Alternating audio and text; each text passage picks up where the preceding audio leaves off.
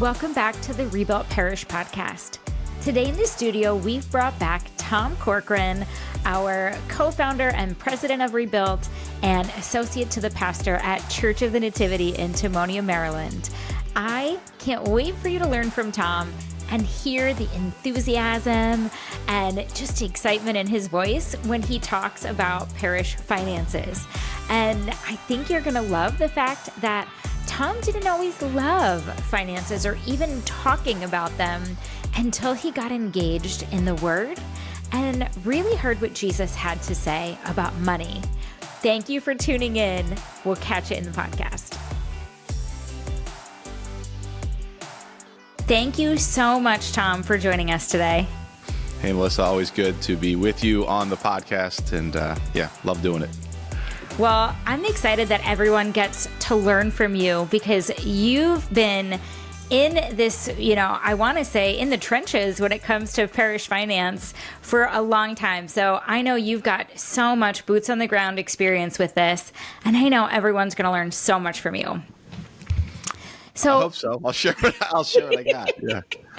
Otherwise, they won't be tuning in, but I think they're going to gain so much. So the first thing I want to ask you is why?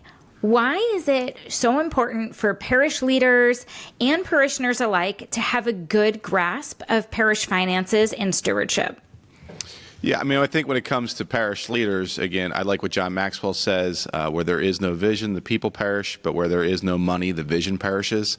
Yes. People might have heard too, no money, no mission. It just takes money to fund our mission. And the greater vision you have for your parish, the more you want to accomplish. Quite honestly, the more money you're going to need, because the more staff you're going to need to hire, the more facilities you're going to need, the more on and on and on, more technology. So, from a parish leadership perspective, money is crucial to funding the vision and mission. And we were talking beforehand, I think Ed stole my line because I steal a lot of people's lines and what I have, but one original to me is Christ is king, but cash is crucial. So any case, that's for parish leaders. For people in the pews, again, one, if you want to be a part of a church that is actually building God's kingdom and making an impact in your community, it is going to take money and finances to make that impact. And also it's important for the people in our pews to grow in generosity, that this is a value for us that Jesus teaches over and over again. We serve a generous God, and we're to become like him. And so when it comes to discipleship, when it comes to following Jesus, we want to grow in generosity to be like God, who so loved the world, he gave his only beloved son, that we want to be growing in our giving to others as well. Wow. Well, Tom, here is my next question for you about this. And I think this is something that sets Rebuilt apart from others out there in that parish renewal ministry, is that we have an actual parish attached to us where all of this has been learned, and we're in the process of learning new things every day. So can you give us just a quick overview of what parish finances and the stewardship culture at Nativity looked like when you first got there? Well, let me just say first about this. I didn't have any interest in the money when I came here to Nativity. Again, I was a pretty young kid. I was 23 years old. I didn't understand the value of money, quite honestly, and that's part of why I'm passionate about this, is because I've learned and grown so much just being here at Nativity, both in the personally, as I've gotten to know the scriptures and about how much Jesus taught about money, and you can't be a fully devoted follower of Christ and be lost in your finances. He just said too much about money, and that I wasn't generous either at all. So I would start out saying just personally, I didn't have any concept of what Jesus taught about money and what this Bible and Scripture said about money. Was totally lost in that. I just thought evil, money was kind of like a necessary evil or dirty, or just I was above that. Honestly, I thought that, and I'm wrong about that. The finances at Nativity, they were okay. But certainly we didn't have, and again, a generous congregation. They had never been challenged to be generous. So we were doing okay. But we talk about in church money a little bit, which we'll mention later, some of the financial fighting that would go on in the finance meetings and wrestlings over who gets money and those kind of things that happen at parish council meetings. So it was okay, but I think if we had stayed that course, as we're finding out in many parishes now, and never addressed generosity and money and giving, and connected the dots between discipleship and your faith and your finances, we would be in a terrible place right now. So it was okay, but again, if we had stayed that course, we would not be in a good place right now. Right. And I think, Tom, your story that you're sharing, I think so many parish leaders can relate to that, because a lot of them didn't come into parish ministry for the money, to be a part of the money situation or to make money, right? None of us go into parish work to make money. But I think it's so important for them to realize that you can learn this along the way, and that you can take these lessons and apply them into your own life spiritually from what Jesus teaches about money, but then also to your parish, so that instead of managing decline, which is what so many Catholic parishes are doing right now, they can be proactive and help create that culture of stewardship in their parish. Yeah, that's well said, Melissa. And I do think you're right. I mean, part of the reason, again, same for me, even in college, my friends who are business majors, I always thought their classes were a little lighter, quite honestly. And I share this, and I don't mean to offend. I have so much respect for business people now, but I always thought, like, okay, to be a real student was to be, and I was a writing and political science major, philosophy classes, those kind of classes. And so, yeah, I didn't want anything to do with money. I went in the nonprofit world because I didn't want to think much about money. And again, the reality is, just because you're a nonprofit doesn't mean you don't need money, right? And again, it's a very immature belief, right? And I really, as we kind of argue in our book too, is I believe if you want to be a good leader, you need to take money and finances seriously, Absolutely. right? That, I'll just use it as a father. I'm not a good father to my family if I don't, if I'm not caring about the money and finances of our family. That, again, any good leader begins to, and we talk about this in the book, any good leader begins to understand, as we said in the beginning, if you want to fulfill the vision and mission God has for you, it's going to take money and finances. And so, totally understandable, like you said, for many people uncomfortable with this subject. I don't want to think about it. I wish it would just go away. I get where people start, but you have to lean into it and get past that, because, again, for your own personal growth, to begin to grow in giving back to God. And as you grow, your parish will grow as well, and you'll be able to make a better impact, a greater impact for God's kingdom. Oh my gosh, 100%. And I love what you said there about, as you grow and your parish grows, you'll be able to make that bigger impact. When I look at what Rebuilt has done, so first of all, what Nativity has done now you've got this incredible staff that you're able to pay a competitive wage to, rather than making them work for pennies, which is many cases in many parishes. But what you've been able to create there, and then what you've done through coaching other parishes, when you teach a parish how to create this culture of generosity and this stewardship culture, they're able to then take that staff that they had and turn them into an incredible staff, bring more on, build up that volunteer culture. So much can happen when you put the right focus and attention around money in the parish. Yeah, I think you make a great point there, Melissa, too, about it begins with staff and trying to pay. Whoever works at a church is going to make less money than they could if you have the right people, than they could have made out in the business world, again, in corporate world or wherever. And so they're going to take a pay cut there, but we want them to be able to live off of what they are making, to make a living, to be able to pay their mortgage, to feed their family, to have vacations and just live a good life, and that's not always worried about money and finances. So yeah, and that's again why we need to increase the giving in our parishes and help them understand that we are funding salaries of the very people that are often serving them, and and connecting those dots. And yeah, and I love, that is what I love to see, and what I want to see all the parishes we work with, both as partner parishes, our partner parishes, to see them grow in giving. And again, it creates momentum and movement in the parish, right? So they can do more and impact more lives and bring more people to Christ. Definitely. It's a fun ripple effect to see. Now, as we talk about that mindset shift, I would love for you to share, how did you go about creating that mindset shift at Nativity when it comes to parish finances? Yeah, great question, Melissa. Again, I think one, as we've kind of said, always start with yourself and begin giving personally. The leaders need to give personally and let that change take place in you.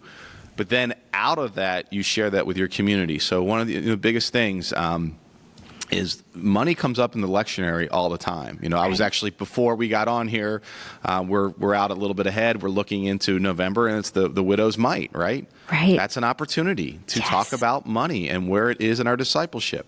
So I think it begins at the pulpit and preaching about it. But also, again, in using other forms of communication, especially in our digital age now, you could send out emails to people. We do little videos here, kind of talking head videos. We send out to people just talking about generosity. When the rich young man's coming up in a few weeks, there's another opportunity to talk about money. And don't talk about it and making people feel guilty about it, right? I think that's a big problem many churches have. Well, you have all this money, you should give it all away. Well, no one's going to. First of all, that's not what the parables, not the parable, the encounter's about. Jesus didn't challenge the rich young man to give all his money away because he wanted him to feel bad about it. He knew it was an idol in his heart, and he was trying to call him into something deeper. So when those passages come up in the scripture, one, take advantage of those, right? But don't make people feel guilty about it. Again, get rid of the Catholic guilt when we talk about money. It's like Jesus never leveraged guilt. So talk about it in a way that is challenging people. But again, what Mark tells us, Jesus looked at the rich young man and loved him. Love your community enough to want them to really hear the truth about what Jesus teaches about money, right? And Jesus wasn't trying to get their money. He just didn't want the money to get them. He didn't want something from them. He wanted something for people. So again, one, it's talking about money from the pulpit and communicating in various other ways, but in a way that's loving and wanting something for people and not leveraging guilt. So I think that's a huge part of that. Thank you notes for the people who are giving. Again, what gets rewarded gets repeated. Yes. So do you have a good thank you system? And Ed might have talked about this, just thanking your donors, but never being like, early on, we send out, you gave this much money this year. Never do that. When any communication to your donor should be dripping vision or connecting the dots between discipleship and money. Can you see I'm passionate about this? A little bit. I love the quote Philippians. I thank God at every remembrance of you for your partnership in the gospel. That's what Paul was writing to Philippians, saying, thanks for the money. It's funding my ministry. Yes. Things like that. Or, God loves a cheerful giver, right? Just dripping that in every opportunity you get. So a lot of it is just communication over and over again, because the world is telling people, that it isn't getting more, grabbing more, or if you're wealthy, you're a bad person, right? It has all these negative messages about it. Give people a positive message about money and finances that comes through Scripture, and I think that goes a long way. I think so too. One of the things that you've talked about in the past are these giving moments and how you share some of these videos. Can you just talk a little bit about what these giving moments look like and what kind of impact they have on the parish? Yeah, that's something we learned, like as many other things, from some of our evangelical friends. So we do very different things, and now COVID kind of changed things the way we do that moment. It was never a moment. Well, it was a moment before, where before COVID we would during our stewardship season, about the 5 or 6 weeks leading up to our commitment weekend or stewardship weekend, we would play a video after the universal prayer, and it would be about a minute or two video on things that are going on in the parish. So it would be some B-roll or video of kids in our children's program, and we'd have a little thing, about the importance of reaching young children. And I think it's, the moral foundation is started before age 7. So we're building that moral foundation. When you give, you're building the moral foundation in the next generation. Thank you for giving. We're looking at student ministry. These are the next leaders who are coming up. When you give, you're building the next generation of leaders. Or we talk about our small groups program. You're helping us to care for one another. It's connecting the dots between giving and the impact they're having. So again, people in the parish, they don't know that, and it's not their fault, right? They're living their lives. They're paying their bills. They're going to work. They're taking care of their kids. Our job is to let them see that and be like, oh, yeah. And of course, it's obvious, right? Yes, of course they need money to do these things. It's not always so obvious. So you got to point out the obvious.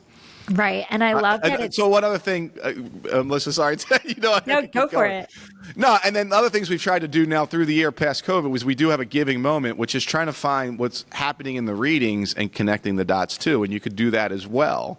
And we do that through a talking head. But I was at a parish recently, and they did do an announcement right after they got up and spoke right after the universal prayer. Now, they didn't do a giving moment, but I thought to them, that'd be a great opportunity. The pastor was getting up, was speaking there, or somebody else. I'd encourage it not to be the pastor. Just say, hey, we're about to take up the offering. And again, say what things. Do you know we have right now our kids are meeting back there? Do you know it's your money that makes that happen? Yeah. Or in the gospel or in the first reading, again, it was whatever, just connecting the dots between giving and discipleship. Okay. Yes. Sorry, I've said No, that's exactly what I was going to say is you're connecting those dots for them that they wouldn't have necessarily come up with on their own. Because let's be real, the parishioners are typically on campus maybe once a week, right? They might be coming back for something else, but typically once a week. So they're not on the inside seeing what's going on. And when we connect those dots for them, that not only helps them to see and understand that vision, but it helps them wrap their arms around it and really understand and say, oh, wow, okay, I get it now. I get it. Yeah, and let me acknowledge, when you first doing some of these things, you'll get pushback. Yes. You'll get some people say, all the church talks about is money. And sometimes they're right, because sometimes you go to a church and there's like 5 or 6 asks for money, and I'm like, yep. It's the nagging for money.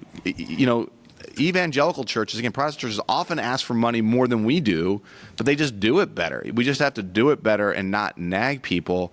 And and that's why the leader is important. It's got to come out of, I want to teach generosity to our community. I want our culture to grow in that way, and to really come from that place, not to try to manipulate people or guilt them out of it. So, but if you come at it with the right attitude and connecting the dots, again, your culture will become more generous, your church will become more generous, and it'll become more accepted to talk about money. But you got to, it's a little bit, and don't push it too hard, push it and then maybe pull back, but you definitely have to start moving in that direction. Definitely. And Tom, you made a good point there that I would love for you to talk a little more on. And that is about only having that one ask. So I know you've mentioned it in the book, and I know we've talked about this before. And when you call attention to it, I can tell you there's going to be parish leaders out there saying, oh my gosh, we do this too. And that's having the only one ask. So when you look around, can you give us maybe an example of a parish you've been to? Don't name any names, but maybe where you've seen multiple asks happening so the people's money is divided.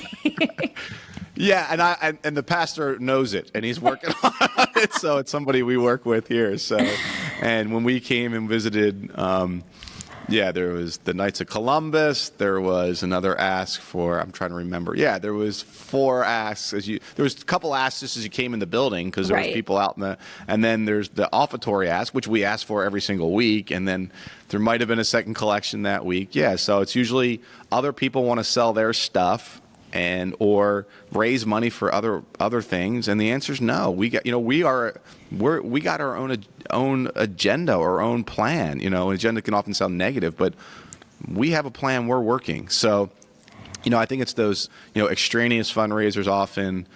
Second collections, we've been able to get rid of that, in the sense of we just take a percentage of what was in there and send it to the diocese for whatever that was. And, we still have envelopes, so if somebody threw money in there, we will send that money off. But I know, again, that was a key thing Father Michael determined to do. Like, just let's figure out what have come in the second collection and give that away. Yes. So we can purify our ask. And I think the thing is you can prune back down, and at some point then you can come back bigger. We've been able to do things because we prune that down and don't do second collections. We've been able to do these big Advent giving projects in which we've been able to give hundreds of thousands of dollars away, because the people know again, we've grown them in generosity. So to prune down those asks, again, in some ways we need to talk about money more and ask less. Yes, absolutely. And I think any parish leader can do this Sunday when you walk in with fresh eyes of an outsider and look around and see how many asks are there at your parish. And Tom, I hate to admit this, but the first time that I was challenged to do this, I looked around and there were 5 different asks happening, and I was so embarrassed. I was like, oh my gosh, people aren't going to trust us then when we do start talking about money, because we're already asking them 5 times before we even talk about anything. So I think that's an important part of that building trust, is for them to know that you will talk about it as it comes up in the lectionary, but that's going to be the ask. We're not going to ask you for 5 other things throughout the Mass. Yeah. No, and again, it becomes penny wise and pound foolish, or right, and you nickel and dime people to death, and that's why people are exhausted. Right. It's not because, again, I think as a church we need. I believe we can be a lot more generous as a church. I just don't think the people in your pews have been challenged enough. And challenge is probably even the place to start. They've been taught enough to show. Again, people want to be generous. They want to give. Like, no one would say, "Do you want to be a greedy person or generous person?" I want to be generous, right? That just goes with the gospel. Now, greed no one ever admits they're greedy. We all struggle with greed in some way, but yes, in our heart of hearts, we all, again, pretty much everybody in your church wants to be generous, but they need to be taught it. They need to be, led to it.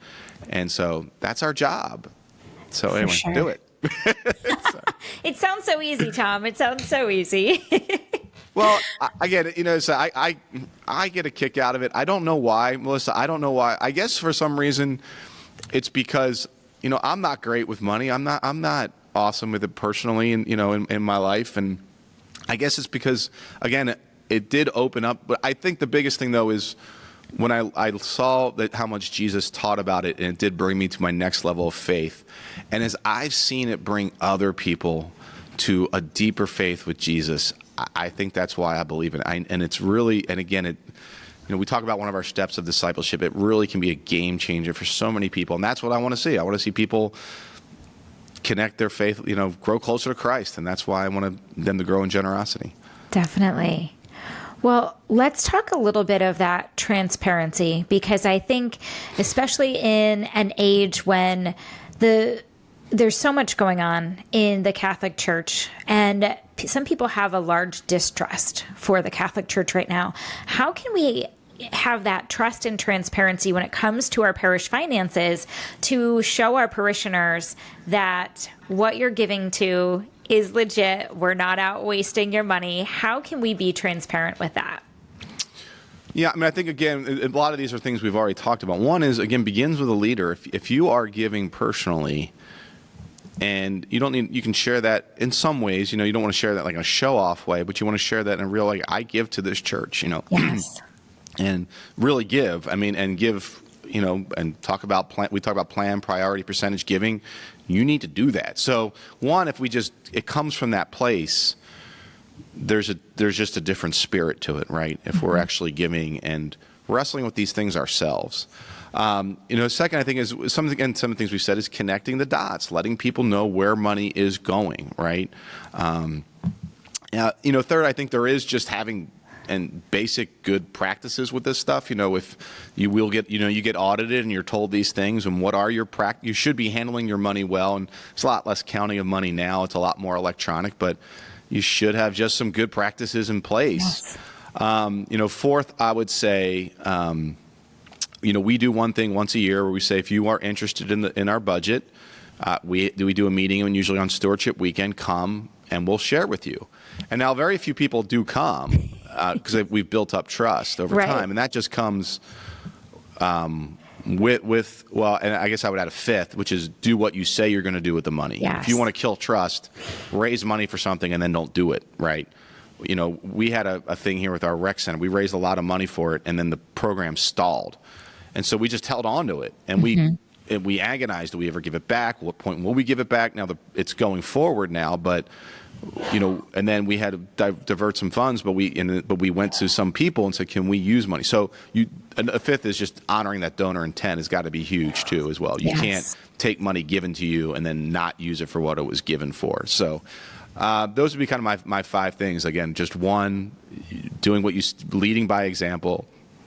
Now I had 5. I'm trying to remember them all now. Connecting the dots for people, letting them know where they use your money. Do an annual meeting with Stewardship, where you say, here, come look at it. And have good practices that are just doing good practices of handling money and accounting. And then, you need to do what you say you're going to do with the money. Those are so good. And those are all simple too. So any parish can do those things. Well, I'd love to talk about how you can communicate some of those financial needs without coming off in a needy way. How can you share some of those big goals that you've got for your parish and make that big ask? So how do you do that while still being, I don't even know the right way to say it. How can you make that big ask and sharing those big goals with your parish? Yeah, well, I think, first of all, we always say this way: people don't give to need; they give to vision. Right. So don't talk about your neediness. I mean, and I don't mean that like you can't say, "Hey, we want to pay staff." Okay, that's fine. Or of course you need the money. You can't, but again, talk about it in a way of like, this is what we can accomplish. This is what we will do together. This is our vision for the church. Again, this is again, and share people with you're already accomplishing. Again, let them know. If you get an email from somebody that says, "Thank you for any ministry in your church," save that. And so when you get up on a stewardship weekend or ask for money or to think about giving to the church, share that email. Hey, this is an email I got from someone who went to a funeral here, or someone in our kids program, or someone, a mom, or a student in the confirmation program, whatever that is. So again, always telling those stories of impact would be the way to say it. Say what your vision, where you wanted the parish to go. Here's where I see us going in a few years, or here's the greater impact, and paint a concrete picture, right, of that, of seeing volunteer ministers lining the concourse or lining the doors and greeting people. But to do that, volunteers aren't free, so your money helps us to build up our volunteers. So again, the painting of a vision and a picture as much as possible, because people do give the vision. They don't give to need. They don't. People give to a winning team. Just sat down with a high capacity guy Monday, and he was talking about, we have some plans we're working on. He's like, it just feels so good to be part of a church that is thinking this way, to thinking bigger and what can be, and being part of a winning team. And people like to give there. Yes. So it's paradoxical because often we think people will give to the need, but it doesn't work. It's the opposite. Yeah, I agree with you. I think it's so important for parishes to understand that times have changed and people, they want to give. You've said already, they want to be generous, but they especially want to feel like they are part of something. And when you cast that vision for them and paint a picture of what the future could look like, they want to get around that and be a part of it. Yeah, you want to get them excited and enthused, right? Yeah, for sure. So, Tom, anything else you'd like to share with us on finance and stewardship in the parish? Yeah, I mean, again, the stewardship weekend's a big part of our kind of plan. So if you don't have one, I would start thinking about that. And we usually do ours the weekend before Thanksgiving, but you can do it anytime. So be thinking about that. Again, we obviously have some resources available for that to help you. One thing was we're sitting here, Melissa, I was thinking too, in this next fall, we did a whole series called Right on the Money, and it came out with church money. So if it's still, you got about a year before that happens. But did we start thinking, I would just plant a seed. And if you feel like you really want to increase the giving in your church, that's something you could do next fall. And the great thing is to talk about money when you're not asking for it, you're just teaching. That's another kind of good principle. If you can figure out times to do that, at least through the year or different opportunities, take that up. You're like, hey, and you can even, again, the rich young man coming up. There's no ask. There's, that's like the gospel or the widow's mite. Maybe or maybe not. There's no ask, but you can just talk about that. Yes. Church money is a good resource for people. And then there you go. And there it is. And then It's my favorite book, by the way. My favorite book. It is such a good book. And I was just telling you before we hit record that it was fun for me rereading pieces of it after not reading it for a while. And it just makes so much sense. And if you haven't read this book yet, I have to say, pick it up. We'll put the link in the show notes here. But this book is full of practical tips, and Tom and Father Michael get real in the book too. They share some personal reflections, and they also share some key learnings. And I think that that's part of what makes this book so good and such a helpful tool, is that they share what they did well and they share what they would do all over again. So I can't say enough good things about that one. Oh, thanks. Tom, what other resources do you have? And then we know we have this stewardship. We have this equip course, the Stewardship Equip course, that's led by Ed Bradley, who's been on our team for a long time. And so that would be a great, if to really dig in and dive in, that would be another avenue to kind of to take to help increase the generosity in your church. Absolutely. And if our listeners, if you have not taken one of our Equip courses before, they are an online course. The great thing about this is that you and your team can take this at your own level. So if it takes you a couple months to do it, you can do that. You can take the whole course and implement it in your parish. I've gotten a look at the inside of the course. It's incredible, and it breaks down everything you need to do to build up this stewardship culture in your parish. Well, Tom, thank you so much for joining us today. We are so grateful for your time, and thank you to everyone who tuned in and is listening today. Yeah, thanks, Melissa. Again, I love talking about this topic, so it's fun for me. Well, thanks. We'll see you next time, Tom.